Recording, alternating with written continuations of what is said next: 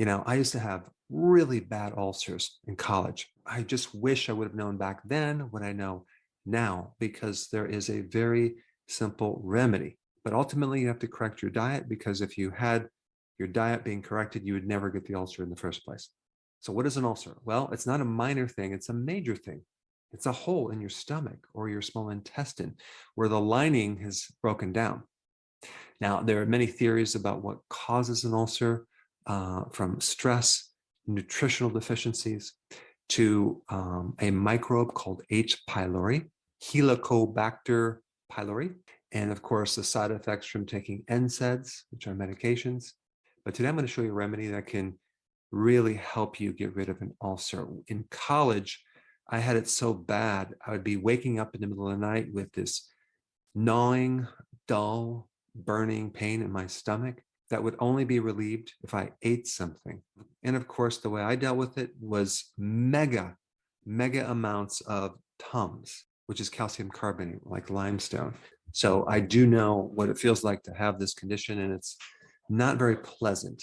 Now, the most popular remedy for ulcers would be Prilosec, which is a PPI, a protein pump inhibitor type medication, in which it stops the acid production. And I'm not saying it doesn't work. It does work. It does help people, no doubt.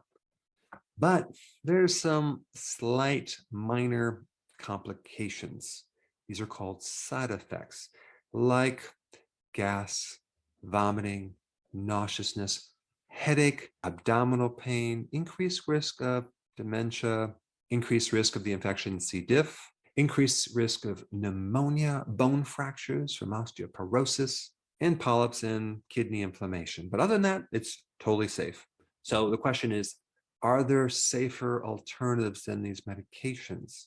Now, one study, was an animal study, comparing the medication called omeprazole to cabbage juice. And the study demonstrated that the group that took the cabbage juice for ulcers showed an 83% improvement versus an 81% group with the medication group. So it was only slightly better, but without the side effects.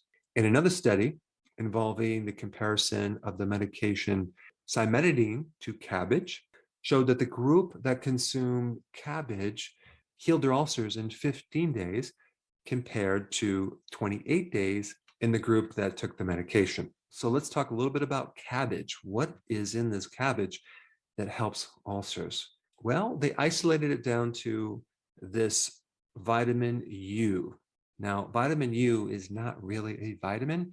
It's a term used to describe a group of sulfur compounds, okay? These are plant-based compounds with an S, because there's quite a few of them, and they're made from sulfur. So this group of compounds are called glucosinolates.